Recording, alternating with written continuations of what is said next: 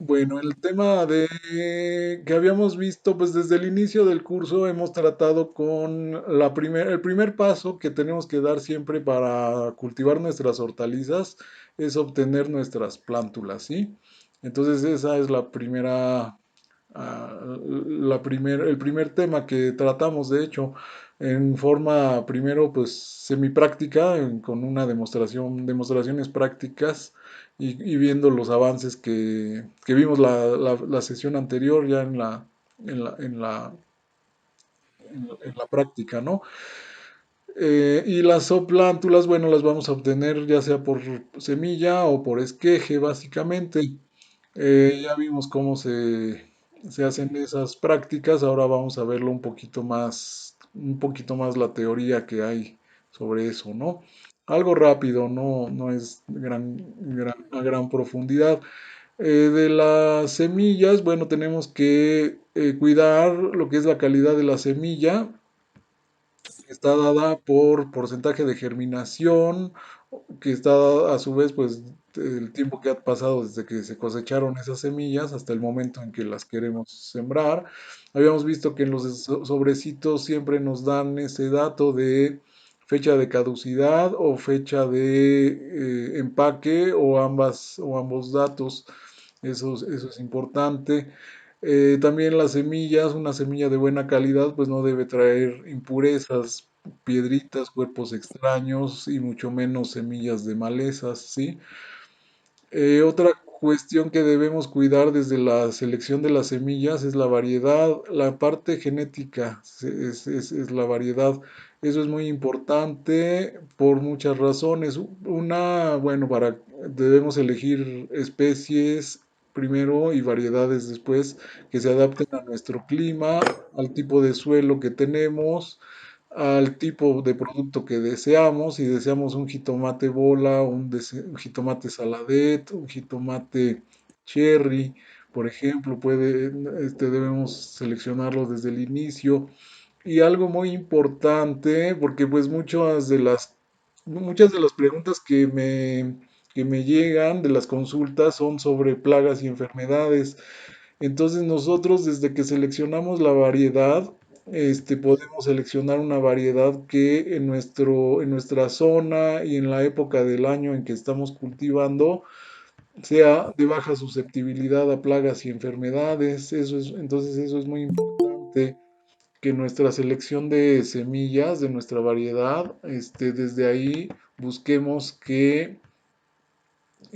busquemos que nuestra variedad sea resistente a plagas y enfermedades, ¿sí? Hola Lauri, buenos días. Em, la siguiente, otro tema interesante o importante en la propagación por semillas es que en ese estado de plántulas, al germinar, son muy susceptibles a pudriciones de la raíz, lo que se llama damping off. Para esto, pues muchas veces las semillas vienen tratadas con fungicidas. Y también otra cosa que he hecho énfasis varias veces y sigo haciendo énfasis, para prevenir esto es muy importante que el sustrato con el que nosotros propagamos, ya sea por semilla o por esqueje, venga pasteurizado, ¿sí? Es muy importante. En el caso de agrolita, de perlita, de vermiculita, pues de preferencia usarlos, bueno, del pit moss, de la tierra negra, usar los nuevos, esa sería la recomendación. Cuando están nuevos, recordemos que la perlita y la vermiculita, por ejemplo, son minerales, son materiales de origen mineral, volcánico en el caso de la perlita y arcilloso en el caso de la vermiculita, que se someten a temperaturas muy altas, arriba de 1000 grados centígrados. Entonces prácticamente vienen pasteurizadas y esterilizadas, no hay problema ahí. Pero cuando ya las usamos para algún cultivo, para germinar o enraizar esquejes, pues de preferencia no volver a utilizar ese material para lo mismo, sino pues ya destinarlo para llenar macetas. Y si vamos a seguir propagando por semillas, que es lo normal, por esquejes, las dos, pues utilizar estos materiales pero nuevos, ¿sí? Y si tenemos instalaciones, pues los podemos pasteurizar, entonces sí. Pero si no, pues utilizar los nuevos de preferencia en esta etapa para asegurarnos plantas, limpias y plantas que no, y no tener pérdidas sobre todo. Bueno, tipos de semillas, hay semillas vivas y secas. La mayoría de las que utilizamos en horticultura pues son semillas secas, pero a veces utilizamos partes vivas de las plantas. Les había dicho, para el jengibre o la cúrcuma utilizamos el rizoma. Para el chayote se usa el fruto entero es la semilla, no la podemos secar, sino que la usamos viva. Los cítricos es mejor si vamos a sembrar cítricos o aguacates, por ejemplo, luego que los sacamos del fruto, sembrarlos, porque si los secamos van a perder la viabilidad, por ejemplo, ¿no? A ese tipo de semillas que no resisten, que no pasan esta etapa de dormancia, de latencia, sino que se tienen que sembrar verdes, digamos, pues, le llamamos semillas vivas, ¿sí? Incluso le llaman viviparismo en plantas, que creo que no sé si sea botánicamente correcto, pero bueno, existe, se llega a utilizar ese término. Luego, eh, algunas semillas necesitan pretratamiento. Les digo, la mayoría de las hortalizas, el único pretratamiento que se les da es con algún fungicida. Pero pues como muchos de nosotros que nos aficionamos o nos hacemos profesionales de las plantas, nos gusta experimentar o buscar nuevas especies y propagarlas, pues nos podemos encontrar diferentes tipos de semillas que necesitan tratamiento para germinar. Por ejemplo, muchas leguminosas tienen testas muy duras y necesitamos hidratarlas con una hidratación prolongada o incluso lavarlas con detergente o con algún ácido diluido para que para ablandar esa testa dura y puedan germinar. El ave del paraíso también presenta este tipo de una testa muy dura y con estos tratamientos el ave del paraíso la he lavado con detergente y con ácido, por ejemplo, dejarla en detergente durante 2 o 3 días, después darle una pasada por un ácido diluido, una hora, digamos, y ya luego la siembro y con eso germinan. Eh, Hidratación prolongada, muchas semillas en algunas especies de hortalizas pues se llegan a requerir hidratar antes de sembrarse, ¿sí? Pero la mayoría pues no vamos a necesitar pues más que sembrarlas, ¿no? Tal como vienen. Para la germinación, materiales que vamos a utilizar, bueno, les decía que es muy conveniente germinar en charolas de todos estos. Hay diversos tipos de charolas, de materiales de unicel, de PVC, con cavidades de diferentes tamaños, de 220 cavidades, con cavidades muy pequeñas, de 200, de menos, de 105, de 78 creo, algo así, eh, y de menos, ¿no? Nos van dando tamaños más grandes, el tamaño de la celda es importante. En casa, pues no les recomendaría germinar en charolas de estas de 200 o 220 cavidades porque son muy pequeñita la cavidad y cuando empiece ya a crecer la planta, pues nos va a requerir regarla 2 o 3 veces al día y bueno, llega a ser complicado porque se consume rapidísimo el agua, ¿sí? Entonces, de preferencia utilizar cavidades más grandes, o sea, las que tienen menos cavidades, de 105 o de 70 y tantas cavidades, pues nos dan celdas más grandes y más volumen de suelo, para que amortigue cambios de humedad, ¿sí? También otra cosa importante es que nos aíslan una planta de otra. En el caso del dumping off que mencionamos antes, pues si una planta se nos llega a enfermar, es difícil que se nos contagie la de junto, ¿sí? Esa es una característica muy importante, casi es la principal por la que se desarrollaron este tipo de materiales para germinar en los invernaderos a gran escala. así lo hacen, para mantener el aislamiento en caso de que alguna planta se enferme, pues no nos va a contaminar el resto. Y también pues nos va a dar cepellones como este, muy compactos, que pues nos van a evitar mucho el estrés de nuestras plantas después de cuando hagamos el trasplante a nuestra maceta o a nuestro cultivo ya en suelo, ¿sí? Esta imagen, por ejemplo, son arbolitos de pino. En los viveros de pino utilizan, o bueno, de forestales, utilizan lo que le llaman conos forestales, que son ya bastante grandes de volumen, porque ahí llegan a durar las plantas incluso más de un año o 2 años, ¿sí? Estos pinitos aquí ya deben tener unos 2 años en crecimiento desde que germinaron. Entonces deben tener, pues para evitarles mayores estreses, pues se siembran de una vez en una charola con cavidades grandes como estas, ¿no? Y también con un desarrollo vertical grande para que la raíz se desarrolle más. Estas especies que luego se trasplantan al campo, pues debemos darles las mejores condiciones para que puedan sobrevivir en un campo donde ya no las vamos a poder regar, si acaso a lo mejor fertilizar cada 2, 3 años nada más, ¿sí? Entonces requiere que tengan pues mucho vigor. Estas plantas deben ser muy vigorosas. Todas las plantas que producimos en germinación y por esqueje pues deben ser muy vigorosas para que el trasplante sea menos estresante, ¿sí? Hay también este tipo de charolas para subirrigar nuestras charolas.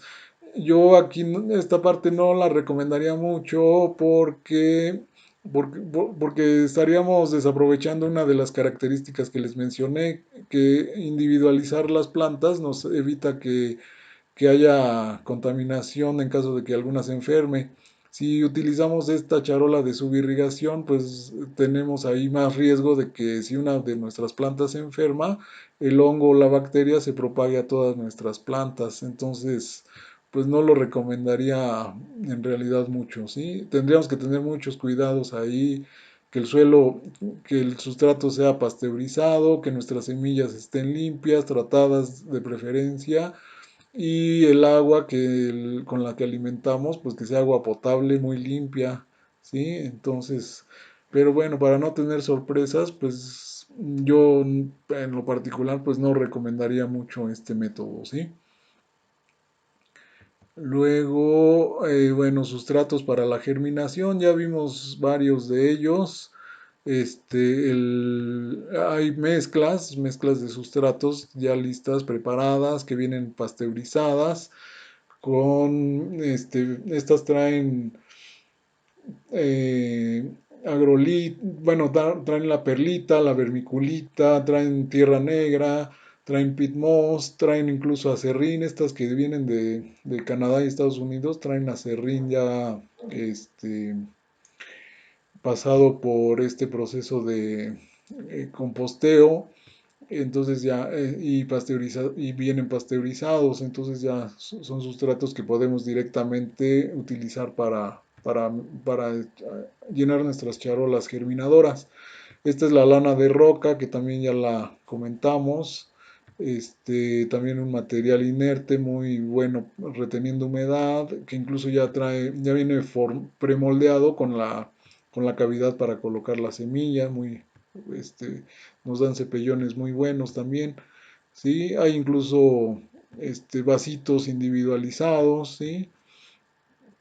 Y bueno, hay diferentes tipos de sustratos, ¿no? Estos que son expandibles también, ¿no?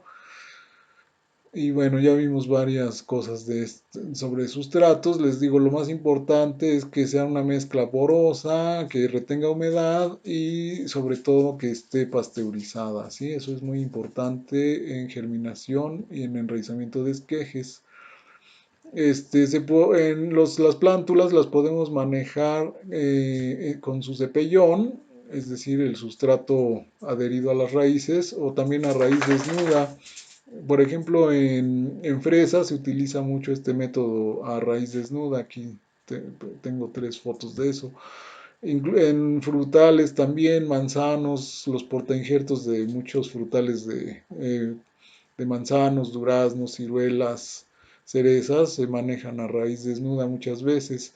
Pero para eso pues necesitamos tener yo creo que ya cierta experiencia y cierta formación, incluso capacitación. Yo en horticultura pues solamente en las fresas se utiliza eso, pero la mayoría de las demás hortalizas las vamos a manejar con su cepellón y les digo, debemos buscar que los cepellones estén pues bien formados, bien compactos, llenos de raíces, que la raíz atrape perfectamente todo el volumen de suelo de la celdita donde estaba, para que el trasplante sea lo menos estresante posible, ¿sí? Aquí es un pino con su cepellón, aquí hay otros cepellones, ¿no? Bastante bien formados. Así debemos tratar de que salgan nuestras plantas.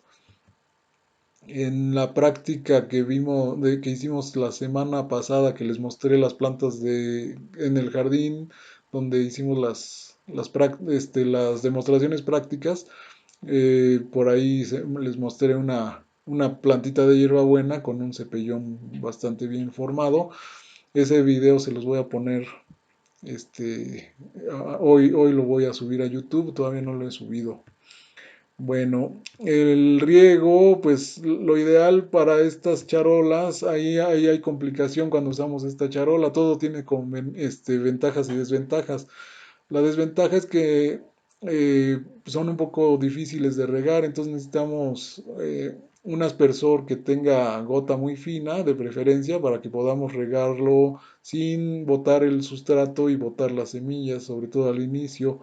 Eso es recomendable. Si no, pues con un vasito como muchas veces vamos a germinar, pues una sola charola, dos charolas, las podemos regar con un vasito. Ya en instalaciones más grandes, pues se utiliza estos sistemas de riego por microaspersión. Podemos colocarle, les digo, a la manguera al final un aspersorcito para que nos facilite esto. Sobre todo cuando ya las plantas germinaron, pues las podemos utilizar estos aditamentos, ¿no? Para vigorizar nuestras plántulas. Bueno, otra cuestión importante es que ya que germinaron, después de, por ejemplo, las semillas, después de una semana de germinadas, pues ya las podemos empezar a regar con una solución nutritiva. También ya por ahí vimos una solución nutritiva general utilizando algún fertilizante foliar que tenga completos los elementos, macro y microelementos, y que traiga, y adicionándole también este eh, alimento para orquídeas que le llaman, que sea muy soluble.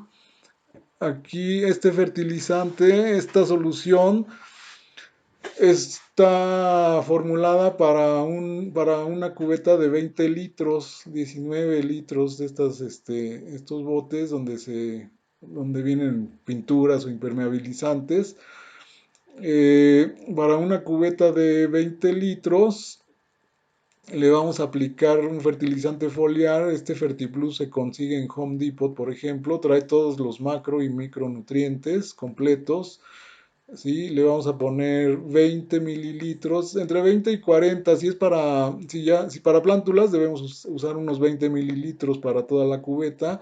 Y este fertilizante para orquídeas y violetas trae 17% de nitrógeno, 17 de fósforo y 17 de potasio. Es muy, muy soluble. Y de este vamos a ocupar una medidita de la cuchara que trae para los 20 litros.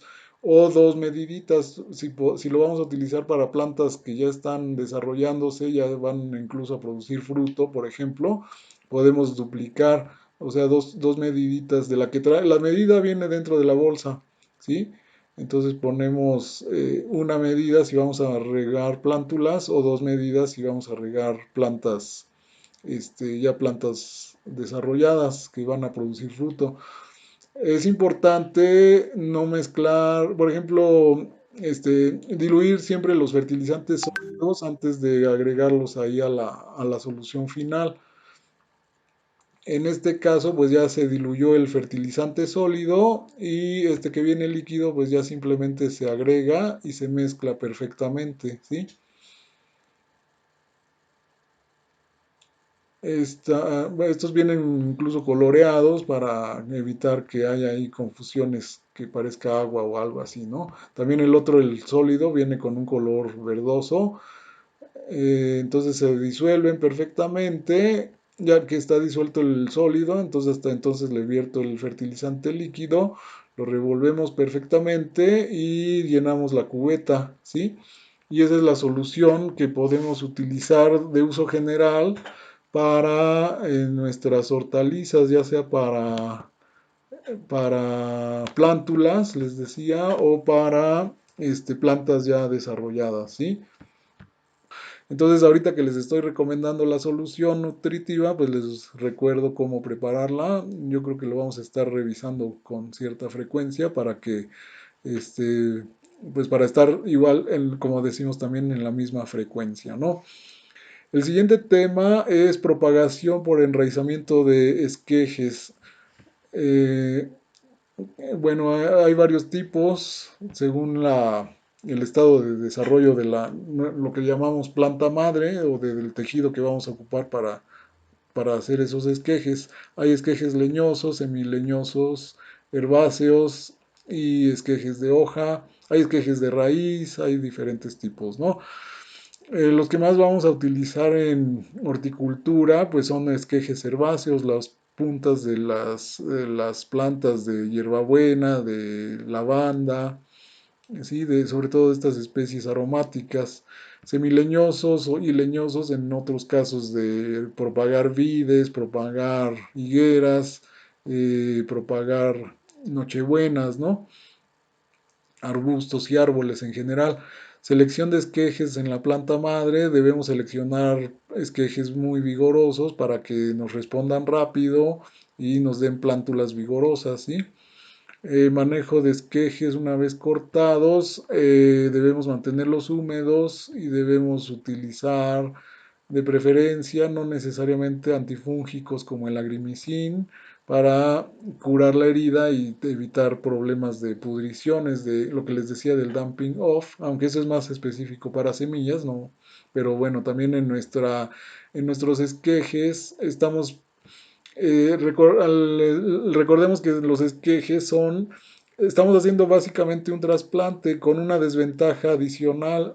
O sea, en un trasplante de una planta con su cepellón, pues estamos sometiendo la plántula cuando la trasplantamos a un estrés, ¿sí? Se nos va a deshidratar, si la expuesta al sol más horas, pues hay un estrés. Pero si a eso le adicionamos que en los esquejes no tenemos todavía raíz, entonces el estrés es muchas veces más grande, o sea, mucho mayor. Entonces lo que hacemos con un esqueje es impregnarlo con antifúngicos. Bueno, esto es una herida, esa es otra, tenemos una herida en la planta, estamos exponiendo un tejido que no está ni enraizado y además tiene una herida abierta que se puede contaminar con hongos y bacterias. Esos estreses los vamos a minimizar aplicando algún tratamiento antifúngico, incluso cuando los esquejes sería recomendable lavarlos con una solución diluida, muy diluida de cloro antes de impregnarlos este, con el enraizador y de esa manera pues nos aseguramos de que no tengamos hongos y bacterias que nos puedan contaminar y ya limpios pues nos puedan responder mejor, ¿sí? Los esquejes los podemos conservar unos días, ya sea con raíz o sin raíz. Por ejemplo, los podemos meter en una bolsa y meterlos al refrigerador como si fuera una verdura. Y ya en el último momento, uno o 2 días, y ya en el último momento ya ponerlos a enraizar. Ya sea con y sin raíz, pues también los podemos guardar en bolsas de plástico 1 o 2 días. Si ya nuestros esquejes se enraizaron y ya tienen su cepellón, pero todavía no tenemos preparadas nuestras macetas, nuestro suelo, lo tenemos que limpiar, entonces podemos hacer eso para darnos un tiempo adicional, y poder terminar de preparar nuestro lugar donde vamos a plantarlas, pues las metemos al refrigerador 1 o 2 días, terminamos de llenar nuestras macetas, de preparar nuestro suelo y entonces ya podemos trasplantar, ¿sí? Esas son algunas recomendaciones. Enraizadores, vamos a ver por ahí. Ya vimos que el enraizador que usamos, el de la marca Fax, es el que está más fácilmente disponible ahorita, pero en tiendas especializadas hay varias marcas, ¿sí? Radix, hay otra marca muy utilizada. Y también propagación por estolones, también podemos utilizar estructuras especializadas de las plantas en propagación. Las fresas que emiten estolones y las podemos utilizar para propagar. También la hierbabuena emite estolones. Sí, podemos utilizar, ya les había mencionado los rizomas de plantas como el jengibre o la cúrcuma, ¿no? Son otras estructuras. Esquejes, bueno, aquí están esquejes de hoja, por ejemplo, en las suculentas o en la violeta africana, esquejes herbáceos que podemos, como los que usamos en la demostración práctica, en el caso de lavanda, hierbabuena, romero, orégano, ¿sí? Esquejes leñosos en el caso de la higuera, por ejemplo. Aquí está el romero, esquejes de romero y otros esquejes, por ejemplo, esquejes semileñosos en donde dejamos una hoja, porque la ventaja de los esquejes en donde dejamos una hoja o esquejes herbáceos donde está el ápice es que en las hojas verdes es donde se sintetiza la auxina, que es el regulador de crecimiento que nos estimula la formación de las raíces, ¿sí? Entonces, por eso los esquejes de hoja o esquejes herbáceos son muy buenos para propagar porque ahí se sintetizan las auxinas y responden normalmente más rápido que un esqueje leñoso, ¿sí? Las plantas madre, les decía, tienen que estar muy vigorosas. Una planta bien nutrida, aparte de buena nutrición, no basta para tener esquejes vigorosos, por ejemplo. Necesitamos que tenga muy buena iluminación, ¿sí? Entonces las plantas madre deben estar muy asoleadas. Si son de sol, si no son de sol, pues con la iluminación que requieran, bien nutridas, bien podadas para que nos estén dando esquejes vigorosos, ¿sí? Aquí tenemos Nochebuena, ahí incluso cultivan las plantas madre de Nochebuena en macetas, ¿sí? Y ahí van cortando esquejes diariamente por la mañana, se cortan los esquejes, se ponen a enraizar en la enraizadora. También en la actualidad la higuera, también esta empresa Higos Merlin está en Facebook, ahí la pueden buscar. Está en Jalisco, producen millones de esquejes también de higuera. Esta es lavanda. Bueno, este sería un campo más bien para producir flor y el aceite esencial de la lavanda, ¿no? La, la fresa produce estolones, les decía, se siembran una cantidad de plantas de fresa y luego todo este camellón se va a ir llenando de plantas con los estolones. En este caso es rosa, esta es otra especie que es rosa, se utiliza la rosa canina como portainjerto para las variedades en cultivos comerciales. O sea, sobre este se enraiza una estaca de este rosal y sobre esa estaca, ya que enraizó, se injerta la variedad comercial, ¿no? Son otras técnicas de propagación. Estos son los estolones de la fresa que emite el estolón, la planta madre emite el estolón y va formando no uno, sino a veces va formando varios estolones. De aquí esta enraiza y vuelve a formar otro estolón y así sucesivamente. Estos son estolones de fresa, este es estolón de hierbabuena, este también es de hierbabuena. Otra especie que se propaga por estolones es el trébol forrajero, por ejemplo, que es una leguminosa. ¿Sí? Ya me voy rápido porque ya estamos sobre el tiempo. Les hablé de otra técnica de propagación que es por injerto. En este caso es un injerto de tejocote. Aquí está todo el material que utilizamos. Una navaja bien afilada porque vamos a hacer un corte. Debe ser el corte lo más limpio posible, es decir, que no desgarremos el tejido. Preparamos la estaca, también por los dos lados le sacamos, le hacemos una punta y vamos a hacer coincidir el tejido del cambium de la estaca o de la púa con el tejido de cambium vascular de nuestro porta injerto, ¿sí? El porta injerto pues es una semilla, lo obtenemos de una semilla de tejocote criollo y la púa o injerto lo obtenemos de una variedad comercial. ¿Sí? Entonces aproximamos la púa al corte que hicimos y luego hacemos coincidir el cambium.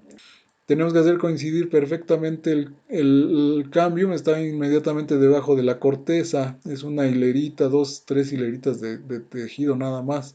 Entonces tenemos que hacerlos coincidir. En este caso nada más lo hice coincidir de un lado, porque la estaca, la púa es de un diámetro y el portainjerto es de diámetro mayor. Entonces nada más hago que coincida de un solo lado y posteriormente ya lo envuelvo con cinta de aislar o hay cinta especial para injertos, ¿sí? Hago varios injertos en la misma planta para asegurarme de que al menos uno de ellos tenga éxito.